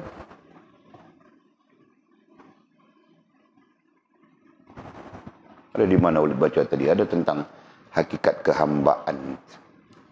Jelas ya? Nah, itu contoh. Jadi, atas nama hamba dan kehambaan, baginda Nabi SAW menunjukkan kepada kita tentang taat dan patuh. Nah, jadi isunya, apabila kita sebagai hamba, taat dan patuh kepada Allah SWT, maka dalam hubungan kita dengan Allah SWT itu akan menghasilkan 4 hal. Nomor 1, Allah suka. Akhirnya kita bercakap tentang hub, gitu kan? Nomor 1, Allah suka. Nah, apabila Allah suka, nanti Allah sayang. Apabila Allah sayang, nanti Allah kasih. Begitu kan? Perkembangannya. Dan apabila Allah SWT kasih, nanti sampai kita kepada Allah cinta. Gitu kan?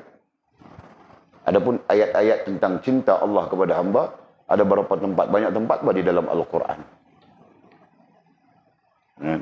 Antaranya apa? Innallaha yuhibbut tawwabin wa yuhibbul mutatahhirin. Nah, itu ayatnya. Ayat yang menunjukkan Allah Subhanahu wa taala suka, sayang, kasih, cinta kepada hamba. Nah, pengajaran di sana apa? Pengajaran di sana ada bahwa hamba dengan Allah ada hubungan yang namanya kasih sayang, ada, Pak.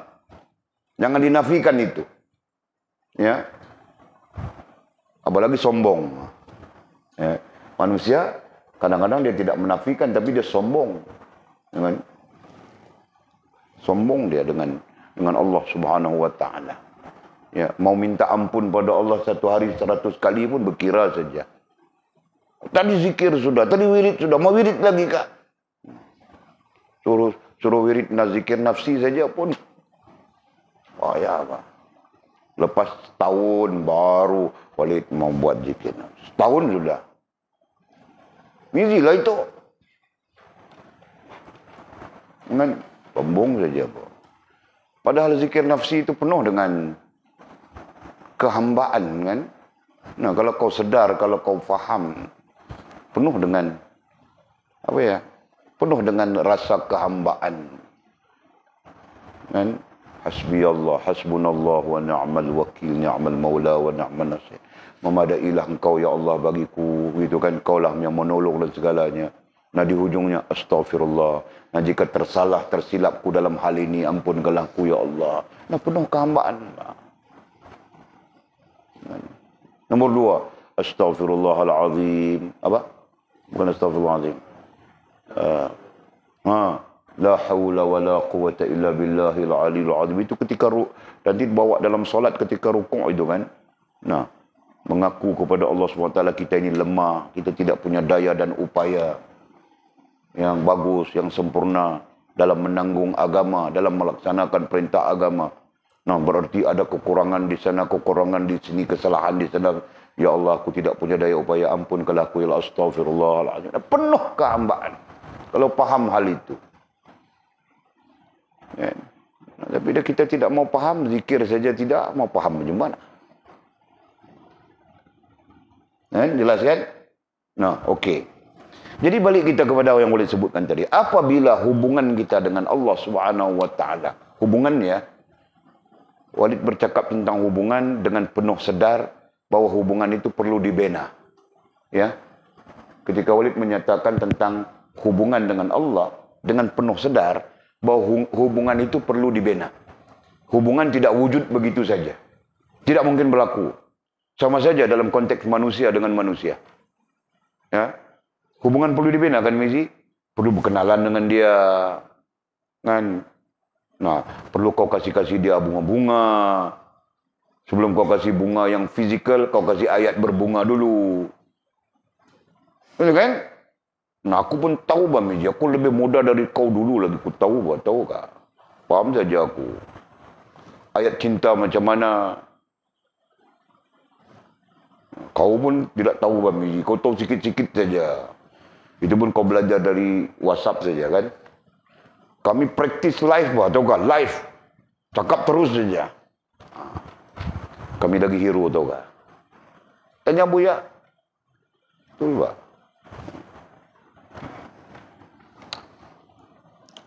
Okey, Mizi.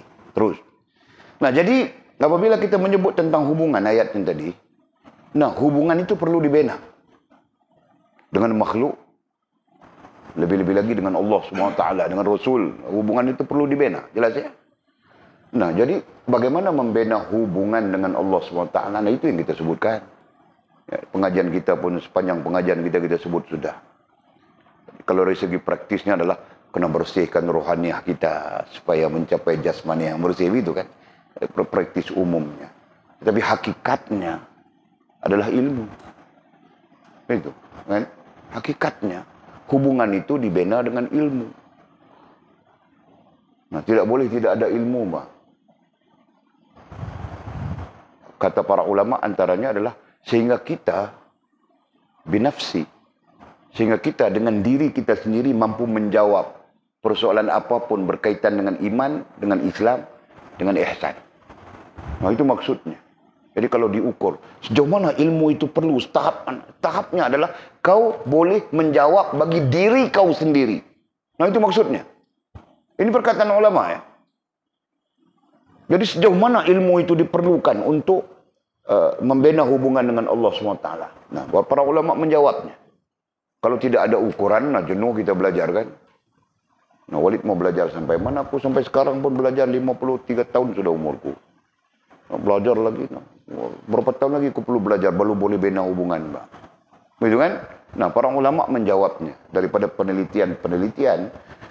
Nah, mereka mengatakan bahwa ilmu itu diperlukan, hak ilmu itu diperlukan sehingga kita boleh menjawab sendiri. Bukan orang lain menjawab untuk kita. Kita sendiri boleh menjawab. Kita boleh menjawab sendiri untuk persoalan yang datang daripada diri kita sendiri. Faham tak? Tentang iman, tentang Islam, tentang ihsan. Nah, itu maksudnya. Jika kita sendiri tidak mampu menjawab, nah kita perlu merujuk kepada orang lain. Nah, ketika itu kita sedang membina hubungan. Jelas ya? Sedang membina, sedang mencari jalan untuk membina hubungan. Nah, adapun hubungan itu ketika kita sudah punya jawaban diri kita sendiri. Jelas ya? Sama saja, boleh pikir-pikir, manusia pun sama saja kan? Ketika kau belum ada jawaban di dalam hati kau, mau menikah dengan si Yana. Nah, ketika itu bukan namanya hubungan. Itu namanya kau main-main saja. Betul kan? Nah, betul Pak? Walid pun sama saja Pak. Semua orang sama saja. Nah, ketika ada di dalam hati Walid, aku mau menikah dengan kau, Siti Zubaidah. Nah, Walid tanya Pak, maukah kau menikah denganku? Aku mau, nah, ayat cinta bukan ayat begitu. Ayatnya ayat cinta. Itu tidak salah kan? Sudikah jika aku memperistrikanmu? Nah, itu ayat klasik dulu-dulu, tahukah? Nah, ketika itu dia pikir, betul kan? Dia tanya betul. Ya betul. Sungguh. Paham kan? Ada sudah di hati kita kan? Nah, baru dia jadi hubungan. Paham ini? Nah, kalau tidak ada di hati kita, tapi kita acah-acah tanya, nah itu namanya main-main, tahu tak? Jangan main-main dengan anak darah orang, Mizi. Berdosa kita, tahu tak? Jangan. Banyak mudaratnya. Sebab itu, Walid setuju dengan hujah. Keluar dari mulut kita, I love you, atau apa saja yang menyebabkan si perempuan ini mengharap kepada kita, nah berdosa sudah kita. Apalagi kita kemudian tinggalkan dia pergi, tahu tak? Mizi, jangan kau buat kerja begitu, tahu tak? Kasihan orang perempuan ini, dia selalu orang perempuan kan, lemah dia. Nah, dia suka mengharap, tahu tak? Sebab itu aku tidak benarkan anak darah aku ini bercinta dengan siapapun sehingga selesai belajar. Boleh tahu tu ayanda bangki? Selesai belajar, Walid, saya mau bercinta dengan okey, silakan. Nah, pas datang Walid, saya mau bercinta dengan Bangla itu. Silakan. Nah. Datang si Mimi, Walid, saya mau bercinta dengan... Silakan Mimi. Cuma kau kuatkan volume kau sikit ketika bercinta Mimi, ya. Kau punya volume ini semakin slow, Pak. Nah, Atul, aku tidak mau campur berurusan dia. Nanti aku kena santau dengan si Anjung saja. Bahaya bah si Anjung. Dia mati hidup balik, kau tahu tak? Nanti dia santau Walid, bah.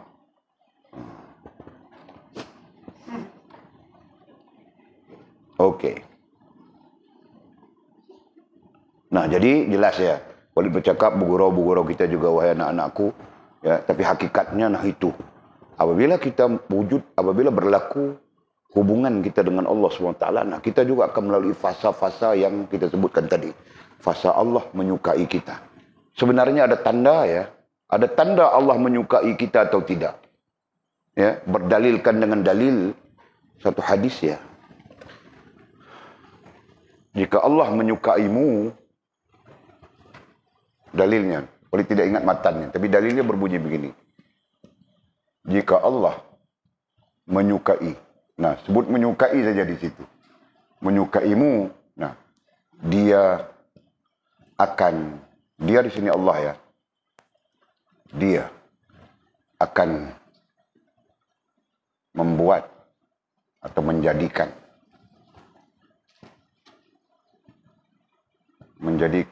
engkau sibuk dengannya berusaha ya. Nah, bolehkah? Ini boleh ringkaskan dalil itu.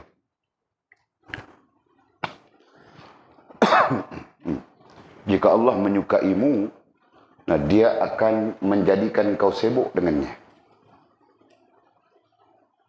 Nah, sebaliknya, jika Allah membencimu, tidak menyukaimu, artinya membencimu, ya, nah, dia akan menjadikan kau lupa kepadanya. Nah, Begitulah dalil-dalil datang. Jadi sebaliknya begini, kita tulis sebaliknya saja. Sebaliknya lawan ini.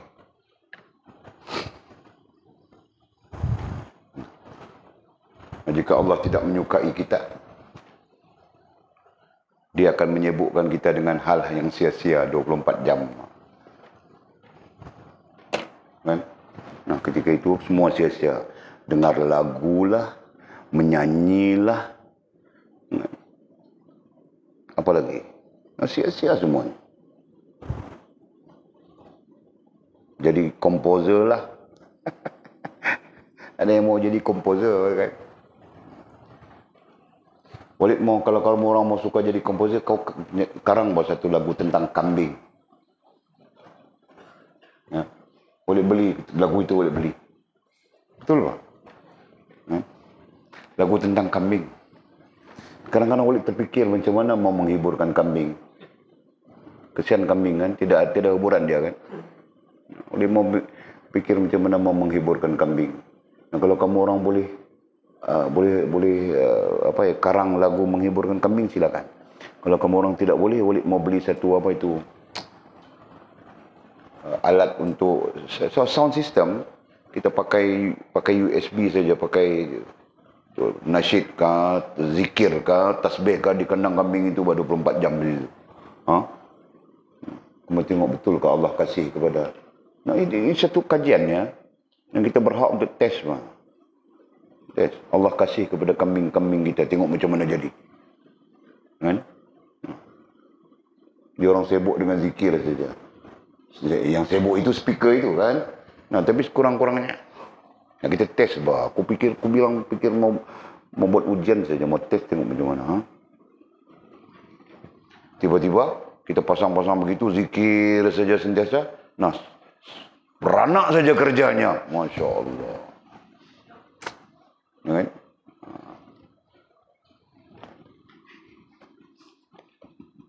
Nah, jadi atul, faham atul ya. Nah, jika Allah Subhanahu wa taala menyukaimu, nah, suka satu tahap ya. Suka itu satu tahap. Tahap kedua nanti sayang, tahap ketiga nanti kasih. Tahap keempat adalah cinta, betul? Nah, Walid mulakan dengan tahap paling rendah. Jika Allah menyukaimu, Dia akan menyibukkanmu dengan apa? Dia akan menyibukkanmu dengannya. Dengannya itu bermaksud sama ada mengingatinya, menyebutnya dan sebagainya terkait dengan dia. Itu termasuk ilmu. Nah, begitu. Faham betul? Nah, sebaliknya jika dia tidak menyukaimu atau membencimu, dia akan menyibukkanmu dengan hal yang sia-sia. Mungkin sampai 24 jam hal sia-sia saja. Tahukah? Nah, itu. Faham Lina? Faham kau Fas? Faham kau Mimi? Nah. Okey. Jadi di sana kitalah perlu bertindak, ya, kitalah perlu bertindak untuk sampai kepada Allah menyukai kita, betul kan? Nah, itulah peranannya hamba. Di situlah letaknya ayat yang kita bincang tadi, yang kita simpulkan, taat dan patuh itu. Faham kan? Nah, itu. Allah jadikan kita sebagai hamba. Nah, ringkasnya untuk apa? Untuk taat dan patuh. Kenapa? Karena taat dan patuh itu nanti menyebabkan Allah membalas kita dengan suka, sayang, kasih, cinta. Nah, begitu. Nah, jadi di sanalah kenapa para ulama mengatakan Nabi memilih sebagai Nabi dan hamba. Nah, kerana itu. Ya. Nabi lebih memilih. Persoalan tadi ya, persoalan awal tadi. Kenapa Nabi memilih menjadi Nabi dan hamba? Kenapa tidak memilih menjadi Nabi dan Raja? Jika Nabi memilih menjadi Nabi dan Raja, nah umatnya semua nanti jadi Raja. Mungkin begitu kan? Nah, Raja sama Raja mana boleh hidup? Kan? Kecuali Raja Gopal saja. Raja, Mizi jadi Raja, Walid pun jadi Raja. Mau hidup macam mana? Mizi mau perang dengan Walid, Walid mau perang dengan Mizi. Mizi mau menguasai Walid, Walid pun mau menguasai Mizi. Sebab sifatnya Raja itu dia berada di haiwaniyah. Tuh. Nah, kalau kita pecahkan tentang persoalan itu, persoalan Nabi disuruh pilih itu tadi. Nah, itu antaranya. Ya, yang namanya raja, istilahnya raja. Mungkin pemimpin, mungkin orang atasan itu istilahnya kan. Nah, mereka dikelilingi oleh nafsu haiwaniyah. Nah, itu. Ya, siapapun. Paham tak? Nah, itu satu satu permulaan kepada keburukan.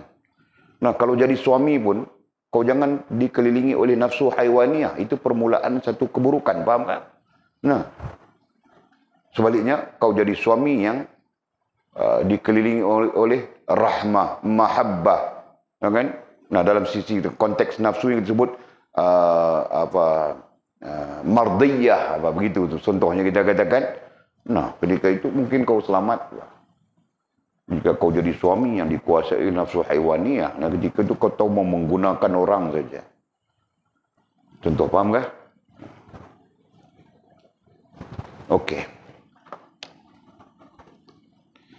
Jadi kita jam berapa sudah? Allah, Masya Allah. Jadi kita ambil tadi ya, ibadat yang zahir itu, ibadat tadi kita terjemahkan, bukan kita terjemah, kita tafsirkan. Ibadat itu dengan makna taat dan patuh, sudah kan? Nah, ibadat ay taat dan patuh yang zahir. Ibadat ay taat dan patuh yang zahir itu untuk seseorang itu menyatakan kepadanya, untuk seseorang itu menyatakan, nah, menyatakan apa? Sisi lain disebut menzahirkan. Jadi taat dan patuh ataupun, nah, istilahnya tadi ibadat yang zahir itu untuk seseorang itu menyatakan taat dan patuh kepadanya. Menyatakan taat dan patuh boleh saja. Nah, boleh saja ibadat yang kita sebutkan taat dan patuh yang zahir itu untuk seseorang itu menyatakan kehambaan. Nah, itu lebih bagus, bang. Menyatakan kehambaan kepadanya.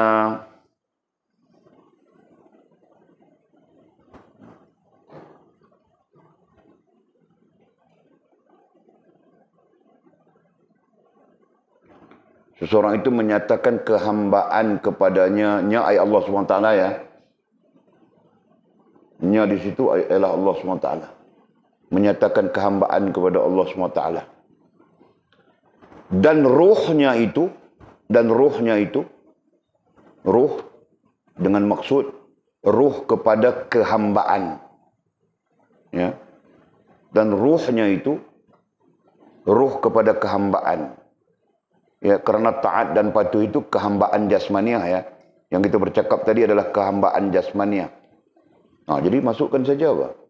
Ibadat yang zahir itu untuk seseorang itu menyatakan kehambaan jasmaniah kepadanya. Nah, ayat itu selesai sudah.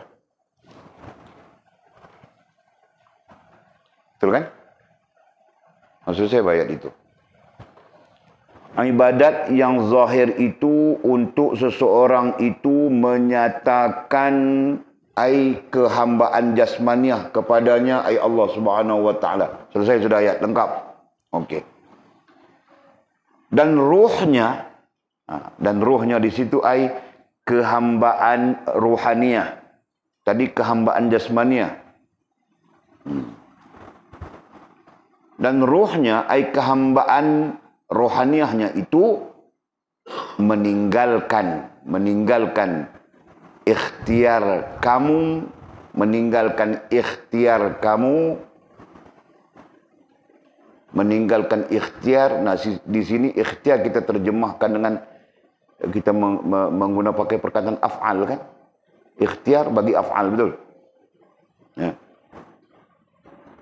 Dan ruhnya kehambaan rohaniahnya itu meninggalkan ikhtiar kamu tanpa melawan qadar. Betul? Ya. Rohaniahnya itu dan kehambaan rohaniahnya itu meninggalkan ikhtiar Nah, ikhtiar boleh saja kita sebut af'al kalau suka. Kalau tidak, kalau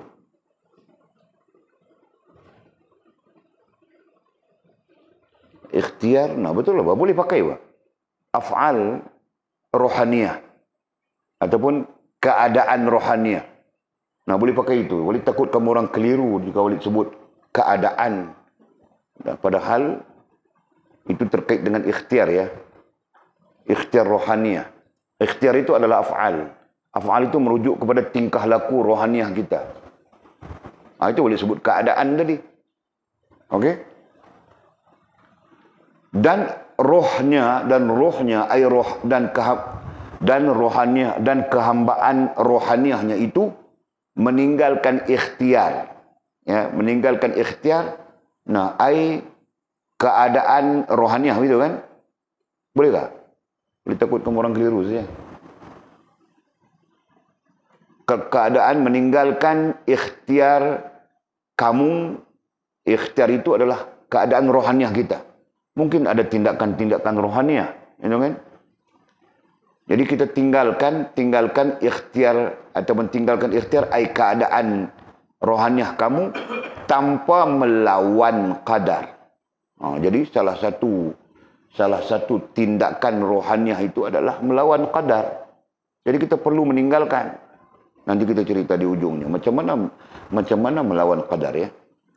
Jadi katanya rohaniyahnya, kehambaan rohaniyahnya itu ya, apabila kita meninggalkan ikhtiar ay keadaan kita tanpa melawan qadar.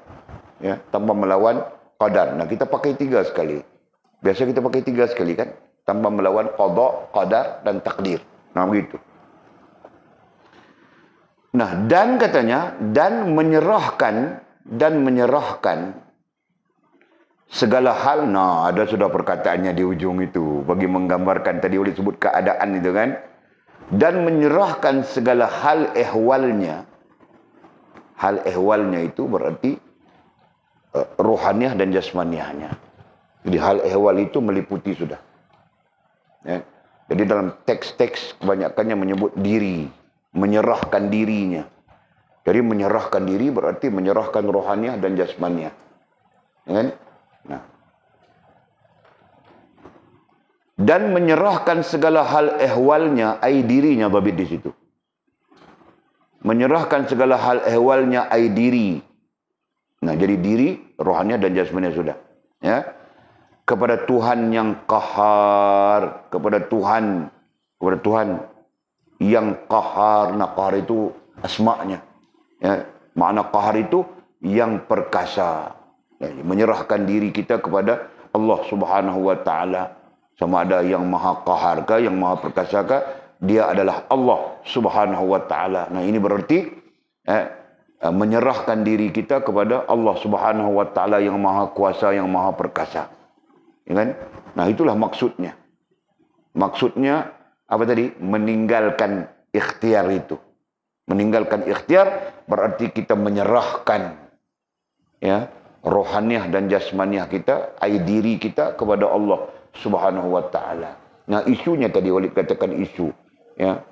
Bagaimana orang yang tidak menyerahkan, nah, itu persoalannya. Bagaimana orang yang tidak menyerahkan ahli ehwal dirinya kepada Allah SWT? Nah, dia bergantung dengan akalnya. Dia bergantung dengan hatinya. Dia bergantung dengan tingkah lakunya. Itulah orang yang tidak menyerahkan diri. Ya. Atau yang kita sebutkan tadi, 3 keadaan itu tadi. 1, bergantung dengan akal. 2, tidak berpegang dengan Allah. 3, tidak bertawakal kepada Allah SWT. Nah, itulah orang yang tidak menyerahkan dirinya kepada Allah SWT. Jika tidak menyerahkan dirimu kepada Allah, maka mana mungkin sampai kepada Allah menyukaimu. Nah, Allah membencimu sentiasa. Itu kan? Kenapa? Karena kau sombong. Allah membenci iblis kerana sombongnya. Aba wastakbara wa kana minal kafirin. Karena sombongnya iblis, nah Allah membencinya dan menghukumnya dengan selama-lamanya kufur. Ya, tempatnya di dalam neraka. Dia azab. Nah, begitulah Allah membenci sombong. Maka jangan kita pakai kepada diri kita sombong. Nah, di mana sombong kita? Kau tidak bergantung dengan Allah. Kau bergantung dengan akalmu. Kau tidak berpegang dengan Allah. Kau berpegang dengan perasaanmu. Gitu kan? Kau tidak bertawakal dengan Allah. Kau bertawakal kepada perbuatanmu. Nah itu. Yang menyebabkan Allah SWT benci. Jelas ya, paham kan? Jangan bergantung dengan akal kita. Gantung dengan Allah. Akal ini alat untuk proses saja. Jangan bergantung dengan hati kita. Berpeganglah dengan Allah Subhanahu wa taala. Paham tak? Nah, janganlah kau bertawakal dengan tingkah laku kita, perbuatan kita. Sebaliknya bertawakallah kepada Allah. Perbuatan kita mampu apa? Tadi Mizi mau panjat pokok petai. Nah, sampai petang ini, sampai malam ini tidak boleh panjat pokok petai lagi, Pak. Tahu tak? Dia panjat sudah tadi, kerengga bagi dia saja. 2 ekor saja kerengga, Pak. Macam satu sarang saja dia. Itu contoh, faham tak? Nah, kita mau kasih tahu apa? Mau kasih tahu tingkah laku Mizi itu tadi adalah kelemahannya. Dan Allah tidak mengizinkan dia panjat pokok petai. Allah kasih 2 ekor kerengga saja. Faham tak? Boleh kan Mizi begitu? Nah, Allah SWT punya kerja kan? Petang tadi Mizi dengan begitu ready mau panjat pokok petai sudah. Hujan kasih dari tengah hari tadi, Pak. Dari petang tadi, Pak. Terus saja hujan. Caci mati dia panjat pokok petai. Betul kan Mizi? Nah, itulah Allah Subhanahu wa taala. Perbuatan Allah, tingkah laku Allah Subhanahu wa taala. Jelas kan? Nah, jangan kita bergantung. Kalau bergantung, Walid bergantung dengan Mizi. Nah, mungkin Mizi mati jatuh pokok petai, tahu tak? Nah, jelas Mizi. Nah, kalau Mizi bergantung dengan dia punya upaya, dia pun mungkin patah kaki, Wah. Jatuh pokok petai digigit kerengga, tahu tak? Contoh saja. Jadi Mizi Masya Allah, dia akalnya terikat dengan Allah, hatinya berpegang teguh dengan Allah, dan dia bertawakal kepada Allah SWT tingkah lakunya. Faham tak? Begitulah kita. Dan itulah yang mengundang suka, sayang, kasih, dan cinta Allah SWT. Jelas ya? Okey. Kemudian kata musannif apa? Maka hendaklah anda tinggalkan ikhtiar anda. Nah, itu kita sambung, Pak. Panjang lagi ceritanya tu. Ya, kita berhenti di situ. Wallahu a'lamu bishawab au kama qala. Mana aku baca tu? Masya Allah. Orang diam saja. Di sini, Pak. Sampai situ sudah. Kemudian kata musannif, demikian juga Islam zahir dan batin. Wallahu a'lamu bishawab au kama qala. Okey, di situ. Baca di mana tadi? Lari berapa muka surat sudah. 2-3 muka surat pun lari.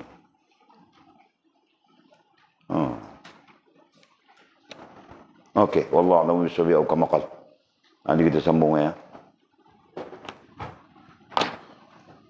Nah, ada soalan mau bincang kah?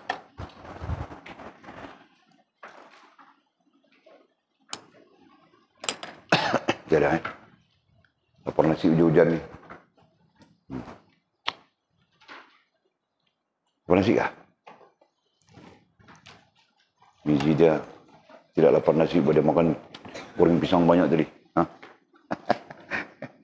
Kita silap goreng pisang tadi, kita tidak buat sambal kicap, tahu kah? Sambal kicap baru sedap kan? Sekejap lagi dia orang buat sambal kicap. Tolong Bafas buat sambal kicap. Bismillahirrahmanirrahim. Alhamdulillahirabbil alamin wassalatu wassalamu ala asyrafil mursalin sayyidina maulana Muhammad wa ala alihi washabihi ajma'in. Allahumma iftah lana futuhal 'arifin warzuqna fahman nabiyyin waj'alna min ibadikas salihin. Allahumma ihdinas siratal mustaqim. Siratal ladzina an'ama Allahu minan nabiyyin wasiddiqin wasyuhada'i wassalihin. Allahumma rabbana iftah bainana wa bain qaumina bil haqq wa anta khairul fatihin.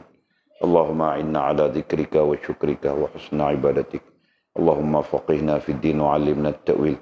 اللهم فقهنا في الدين وعلمنا التأويل. اللهم فقهنا في الدين وعلمنا التأويل.